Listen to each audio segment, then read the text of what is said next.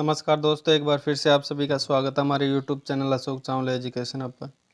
दोस्तों आज हम बात करेंगे, आज जिस हम पाठ्य योजना की बात करेंगे वो पाठ्य योजना रहेगी अयादी संधि पे। दोस्तों ये ध्यान रखना, व्याकरण की पाठ्य योजना है, संस्कृत के बारे में हम बात करेंगे, संस्कृत पाठ्य योजना के बारे में ये अयादी संधि पे रहेगी। कि पहले भी बताया आपको कि व्याकरण की पाठ्य योजना एक ऐसी पाठ्य योजना आप किसी भी कक्षा में पढ़ा सकते हो। 6 से 10 तक में आप पढ़ाते हो या फिर उससे भी नीचे वाले स्तर में, जैसे भी एसटीसी लेवल में बच्चे पढ़ाते हैं तो वो उससे भी नीचे वाले स्तर में पढ़ा सकते हैं। तो व्याकरण की पाठ्य योजना का क्या है कि थोड़ा लेवल ऊपर नीचे करना पड़ता है।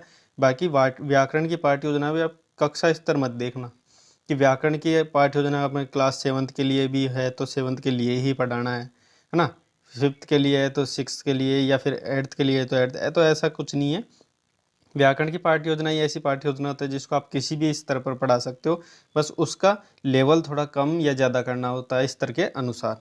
चलिए दोस्तों हम बात करते हैं हम अयादी संधि की, जो कि संस्कृत की पाठ्य योजना है व्याकरण की। दोस्तों जैसे कि मैं हर पाठ्य योजना के स्टार्टिंग में बताता हूँ कि आपको जब भी आप क्लास में जाते हो पढ़ाने के लिए, पाठ्य योजना स्टार्ट करते हो बच्चों के सामने, तो कुछ ब्लैक बोर्ड स्किल हमें करनी पड़ती है। ब्लैक बोर्ड स्किल में अपने विद्यालय का नाम, ठीक है, दिनांक, विषय, विधा, जो भी विषय है, ठीक है, उसमें कक्षा, कालांश और समय की अवधि कितनी रहेगी ये लिखना है। और ये एक बात आप विशेष ध्यान रखें, प्रकरण जो हमेशा मैं आपको याद करवा के बोलता हूँ कि प्रकरण का आप नाम उस समय नहीं लिखते हैं जब आप ब्लैक बोर्ड स्किल बच्चों के सामने रख रहे हैं, यानी जाते ही आपको प्रकरण का नाम नहीं लिखना है, आपको ओनली प्रकरण लिख के ही छोड़ देना है। उसके बाद हम स्टार्ट करते हैं अपने सामान्य उद्देश्य कि इसके कौन कौन से सामान्य उद्देश्य और कौन कौन से इसके विशिष्ट उद्देश्य हैं। और जैसा कि मैंने पहले बताया कि कुछ सामान्य उद्देश्य होते हैं, वो सामान्य उद्देश्य होते हैं विषय को लेकर। मैं हमेशा आपको बताता हूँ कि जो सामान्य उद्देश्य होते हैं वो विषय को लेके होते हैं। जैसे कि हम इसमें बात करेंगे संस्कृत की और संस्कृत में व्याकरण की, तो संस्कृत व्याकरण से रिलेटेड जो विषय हैं उनके बारे में जो बच्चों को ज्ञान देंगे वो हो गया विषय से संबंधित ज्ञान, सामान्य उद्देश्य जो सभी में समान रहते हैं। और होता है एक विशिष्ट उद्देश्य। विशिष्ट उद्देश्य जो हम टॉपिक ले रहे हैं, जो प्रकरण हमारा है, उस टॉपिक के रिलेटेड जो बच्चे को ज्ञान देंगे वो ज्ञान ही क्या होगा, विशिष्ट उद्देश्य में आएगा। तो ये बात आप कंफ्यूज मत होना, हमेशा ध्यान रखना। सामान्य उद्देश्य होते हैं जो विषय को लेकर होते हैं, और विशिष्ट उद्देश्य होते हैं वो होते हैं प्रकरण, यानी अपना जो शीर्षक है उसको लेके। तो सामान्य उद्देश्य देख लेते हैं हम कौन। सामान्य उद्देश्य संस्कृत व्याकरणम प्रति रुचि उत्पादन, ठीक है। दूसरा संस्कृत व्याकरण से ध्वनि तत्वानाम ज्ञान प्रदानम, ठीक है। उसके बाद तीसरा देखते हैं छात्रेभ्य व्याकरणगत संधि समास कारक प्रत्यादि नाम, यानी जो भी संधि समास कारक इनका ज्ञान बच्चों में देना। और चतुर्सु, एक बात आप देखना, सामान्य उद्देश्य में ये लाइन आप फिक्स कर लेना, ये लिखनी ही लिखनी है, चाहे आप संस्कृत की बात कर रहे हो, हिंदी की बात कर रहे हो या किसी भी, ठीक है। तो चतुर्सु कौशलानाम सामर्थ्य प्रदानम, यानी चारों कौशल जैसे सुनना, बोलना, पढ़ना, लिखना, ये चारों है, जिसे हम संस्कृत श्रवणम, भाषणम, पठनम, लेखनम बोलते हैं। तो इनका विकास करना मुख्य उद्देश्य रहेगा सामान्य में, ठीक है। उसके बाद आगे देखते हैं कुछ विशिष्ट उद्देश्य हैं। जो विशिष्ट उद्देश्य मैंने बोलता है कि ये प्रकरण जो अपना टॉपिक है, ठीक है, उस टॉपिक से रिलेटेड होते हैं, वो विशिष्ट उद्देश्य होते हैं। टॉपिक अपना क्या है, अयादी संधि, तो अयादी संधि से संबंधित उद्देश्य होंगे। तो शुद्ध उच्चारण विषय परिचय प्रदानम और उच्चारण विषय ज्ञान प्रदानम, अयादी संधि के बारे में बच्चों में ज्ञान बोधनम, और अयादी संधि प्रयोग करने कुशलता भविष्यंति, यानी अयादी संधि में जो प्रयोग किए जाते हैं उनमें कुशल बच्चों को करना, ठीक है। अब इसमें सहायक उपकरण देखेंगे, क्योंकि पाठ्य योजना बिना किसी की उपकरणों की सहायता से पढ़ाया नहीं जा सकता। तो उसमें श्यामपट, सुधाखंड, मार्जनी, सांकेतिका और वर्ण चित्राणी, तो इनके माध्यम से हम, और ये दोस्तों ध्यान रखना, ये वर्ण चित्र होते हैं। हम जो भी अब अयादी संधि की व्याख्या करेंगे तो उन वर्णों को हम लिख के बताते हैं, तो उन वर्णों का चित्र भी प्रदर्शित कर सकते हैं। तो उनसे छोटी कक्षाओं के लिए बता रहा हूँ, ये छोटी कक्षाओं में बच्चा इजीली समझ लेता है और हमारी पाठ्य योजना पढ़ाने में सरल हो जाती है। आगे चलते हैं दोस्तों, पूर्व ज्ञान।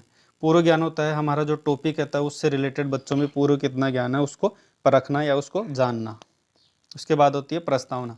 प्रस्तावना के बारे में, इन सूत्रों के बारे में ज़्यादा नहीं बताऊंगा, क्योंकि हर पाठ्य योजना में आपको बताता हूँ तो बच्चे बोलते हैं कि सर वीडियो ज़्यादा लंबा हो जाता है, तो वो मैं नहीं करूँगा इस बार। क्या है कि मैं आपको हर पाठ्य योजना में बता चुका हूँ कि ये कुछ नियम होते हैं, जिन नियमों के माध्यम से ये प्रस्तावना हम करते हैं। जैसे ज्ञाता तक ज्ञातम प्रति, सरलात कठिनम प्रति, ऐसे उद्देश्य पूरी करने के लिए यानी प्रस्तावना करने के लिए ये उद्देश्य या फिर इन शिक्षण विधियों का सहारा लेना पड़ता है। हम आते हैं अपनी प्रस्तावना पर। प्रस्तावना में देखते हैं दोस्तों, पहला क्वेश्चन है वो देखते हैं। भुवनेश्वर इति पदम विभजत, यानी जो भुवनेश्वर है इस पद का विच्छेद कीजिए। तो बच्चे इसका विच्छेद करें, भुवन धन ईश्वर।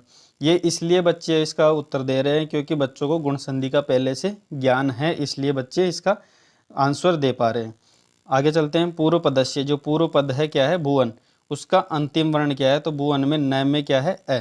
ठीक है। उसके बाद उत्तर पदस्य आदिम वर्ण, आदिम वर्ण बोलते हैं दोस्तों पहला वर्ण, जो प्रथम अक्षर है उसको। तो ईश्वर जो उत्तर पद हो गया, जो ये प्रथम पद, ये उत्तर पद।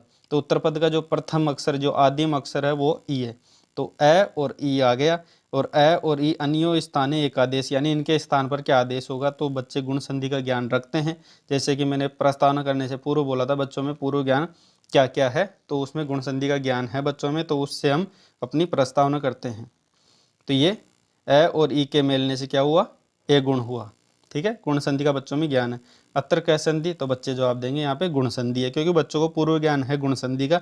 तो हम बात कर रहे हैं आज अयादी संधि के बारे में। तो अगला हमारा क्वेश्चन होगा जो कि समस्यात्मक। जैसे अंतिम क्वेश्चन प्रस्तावना के नियम है कि अंतिम क्वेश्चन समस्यात्मक होना चाहिए, कि बच्चों को वो चीज़ें आती हो लेकिन पूर्ण रूप से नहीं आई हो। ए धन ए, यानी ए प्लस ए, जो ओ प्लस ई, इसके मेलने से क्या आदेश होगा। तो बच्चों को ये ज्ञान नहीं है, क्योंकि बच्चों को गुण संधि का ज्ञान है, और भी ज्ञान हो सकता है जैसे दीर्घ संधि का, यण संधि का, लेकिन बच्चों में ये ज्ञान नहीं है अयादी संधि का, कि यहाँ पे ए और ए, ओ या फिर औ और ई जो भी है, तो ये आ जाते हैं तब क्या होता है, ये बच्चों को अभी तक ज्ञान नहीं है। तो यही बताने के लिए हम उद्देश्य कथन अब करते हैं। उद्देश्य कथन पे आते हैं। ये हमारा अगला बिंदु है, उद्देश्य कथन। ए आई ओ औ, ये जो है ए आई ओ औ सह को अपि अन्य स्वरा, यानी इनके अलावा जो भी स्वर आते हैं सामने यानी प्लस के बाद, तरही ए स्थाने क्या आदेश होता है, यानी एक की जगह क्या होगा, अया आदेश, और आई की जगह क्या होगा, आय आदेश। अच्छे से ध्यान रखना दोस्तों, एक की जगह क्या हो रहा है, अया आदेश, और आई की जगह क्या होगा, आय, और ओ की जगह अव, और औ की जगह आव। ये आदेश करना होता है किसमें, अयादी संधि में। ये ध्यान रखना, अयादी संधि में ये आदेश करना पड़ता है, यानी ये बदलाव करना पड़ता है। तो बच्चों को ये समझाने के उसके बाद हम प्रस्तुतिकरण करते हैं। प्रस्तुतिकरण में क्या होता है कि हमने जो ये नियम बताया बच्चों को कि ऐसे ऐसे करने से ये होता है, ए की जगह अया आता है, आई की जगह आय आता है, अव की ओ की जगह अव आता है, औ की जगह आओ आता है, ये हमने बच्चों को बताया। तो हम बच्चे इसका ऐसा तो नहीं हम बताते बच्चों को ज्ञान हो जाएगा, तो किन्हीं उदाहरणों के माध्यम से हम बच्चों को समझाने का प्रयास करेंगे। तो इसमें उदाहरण लेते हैं। पहला है एषः नायक है, एषः नायक है, एक वाक्य बोला हमने, तब बच्चों से रेखांकित पद के बारे में पूछेंगे कि इसमें रेखांकित पद कौन सा है, तो संधि युक्त पद ये हो जाएगा। तो बच्चे आंसर देंगे इसमें नायक है, रेखांकित पद नायक है। या फिर संधि युक्त पद पूछेंगे तो बच्चे इसका नायक जवाब दे देंगे कि संधि युक्त पद नायक है। उसके बाद नायक इति पद विभाजनम, बच्चों को आता है तो ठीक है, नहीं आता है तो अपने खुद को बताना है, क्योंकि हम इस समय क्या कर रहे हैं, प्रस्तुतिकरण कर रहे हैं। और प्रस्तुतिकरण का कार्य ज़्यादातर होता है शिक्षक का, यानी एक छात्राध्यापक या छात्रा अध्यापिका का होता है। तो यहाँ पे हम बताएंगे कि नायिका में नई धन अक करते हैं इसका विभाजन, और आई को हमने देखा था आई आ जाता है, तो वहाँ क्या करते हैं, आय, क्या करते हैं, आया। तो यहाँ के आई को आय आदेश कर देंगे, उसके बाद न रह जाएगा, न के बाद आय को नाय हो जाएगा, और अक मिला देंगे नायक है, तो ये बन जाएगा। उसके बाद देखेंगे दूसरा पावक है।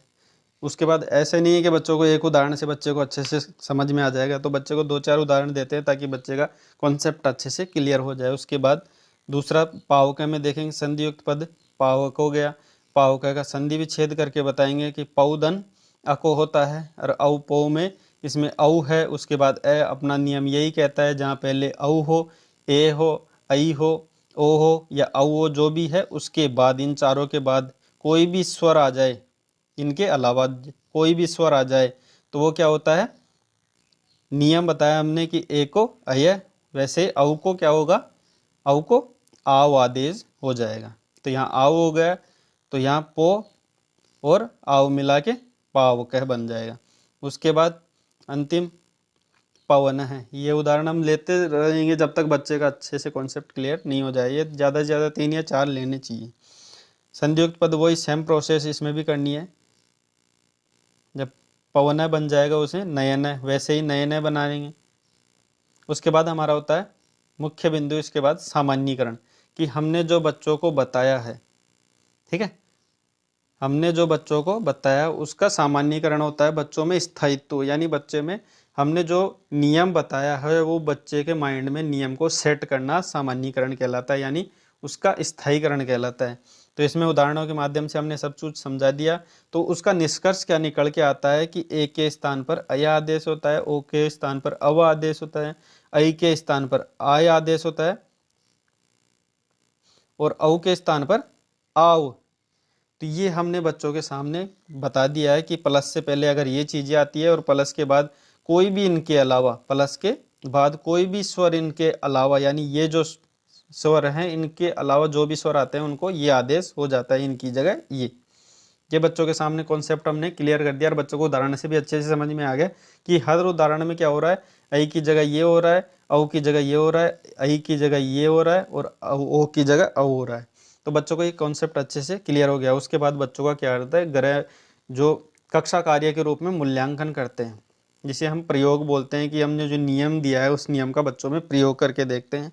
तो इस नियम में हमने ये बच्चों के सामने दिखाया था कि ये नियम है जिसमें ए को अय, ओ को अव, ऐ को आय, औ को आव होता है। उसके बाद कुछ एग्जाम्पल देंगे बच्चे को, उदाहरण देंगे जिनके माध्यम से बच्चों से करवाएंगे। हमने अब तक प्रस्तुत किया वो 4-5 उदाहरण दिए थे वो हमने खुद ने बताया, यानी एक छात्र अध्यापक ने बताया, छात्र अध्यापिका ने बताया। लेकिन अब ये जो उदाहरण है इन उदाहरणों को किसके माध्यम से हल करवाएंगे, छात्र के द्वारा, ठीक है, छात्र के द्वारा या छात्रा के द्वारा ये हल करवाएंगे। एक छात्र अध्यापक या छात्र अध्यापिका इन सबको हल करवाएंगे इन उदाहरणों को।